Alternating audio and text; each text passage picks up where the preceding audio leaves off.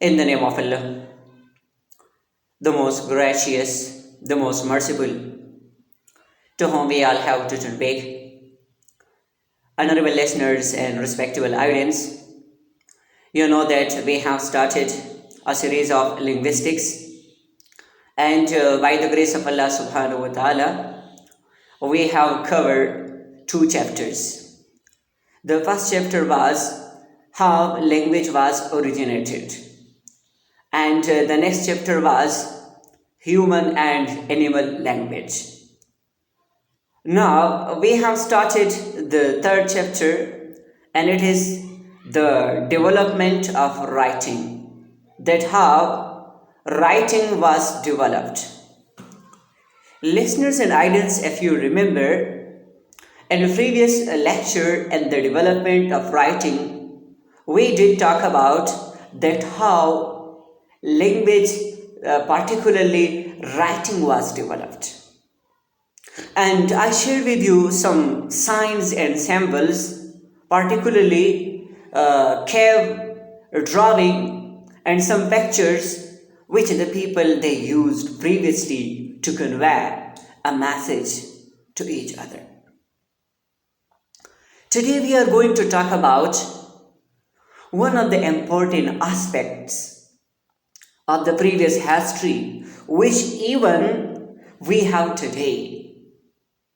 It means that the traces of the history have been remained right now, though there are new symbols invented, but the people of today, the new globe, they have learned something from the previous history. When we're talking about the symbols in the picture, our idea, our information take us to the previous history, and that is known as Pictogram and Ideogram. So listeners and audience, first of all, in this lecture I will talk about that what is pictogram and what is ideogram. Pictogram refers to a picture of an object, and pictures of objects previously used in history. Pictures of objects are using till now. Whatever pictures used in the previous history, they had a different message according to that era, and whatever pictures are using right now, they are using to convey other message. However, the pictures which are using in the current era, they have same and identical message to some extent. However, before going to elaborate and discuss the pictogram, let me talk about with detail that what is meant by pictogram. Listeners and audience, when we say pictogram mean pictures. Pictogram means those pictures which have been derived from the natural environment, from the natural things, even the things which are present in the environment, and the people they know them. But now the question, what is the benefit of these pictures, these pictograms, and what did they represent? Actually, the benefit of these pictures is that each and every picture or each and every pictogram represents different message, and I'm going to share with you some of them. Take the example of a park fork and knife. If you see the example of a fork and knife, it represents a restaurant, that there is a restaurant.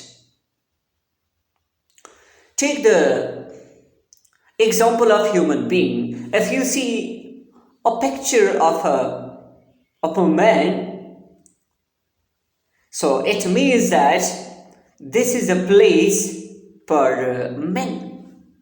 But if you see a picture of a woman, so it means it is a place for ladies. Same is the case. If you see a picture of a cloud, it represents the rain. It means the rain is about to come. But if you see the picture of a bottle, so it means beverage. And if you see the picture of an aeroplane, so it means there is airport. There is airport, sorry. So now, pictograms or pictures, which naturally represent different meanings and messages. And these are very easy to understand and they are understandable as compared to ideogram. And a little knowledge is required. Even if there is a common person with a little sense, if he has right sense, he can understand that what this picture means. As I presented one example of the aeroplane. So if you see aeroplane on a place, I mean the picture of an aeroplane, so then it represents that near that place that is airport. Now, what is ideogram? Listeners and audience, ideogram represents the geometrical shapes, and then from these geometrical shapes we are taking different messages in abstract message. Like we have different geometrical shapes, like we have triangular, we have rectangular, and we have circle. Let me take the example of circle. If you see a circle and then in the center of the circle there is a line, what does it represent? It is actually the example of ideogram, and it represents no, or it means no or not allowed. Another example is the example of arrow. If you see arrow, it is the example of ideogram, and it indicates the way. It actually leads your attention, direct your attention toward the place, an area, or a school, or a college, or the way. Now, another example, you see two horizontal lines equal. What does it mean? It means equal to, is equal to. So it shows equality. Now, there are so many examples. You see geometrical shapes, you see figures and arrows. All these represent ideograms. Now, if we take the example of previous history, as I talked about in the previous lecture, that when there were three vertical lines, the people they used to think about that it represent river. If there were three horizontal lines, then they were talking about just water. If there was about sun, so the sun they represented, it means the weather is hot. If there was moon, so they were thinking that the weather is normal. So the development of writing initiated and took place with pictogram as well and ideogram.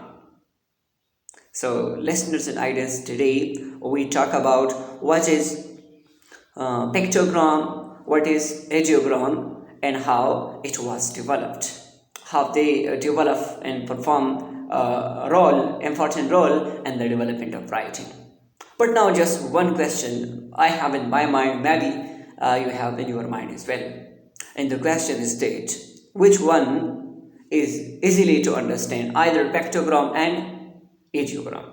Pictogram is easily understood. As I said before, if a person he has little bit knowledge and have a right sense, he can understand very easily that what does this picture mean. On the other hand, understanding of ideogram is a bit difficult. It needs education, and because it also needs consensus of different knowledge. Either this ideogram is just popular in this one country or not in another country as well. This is another thing.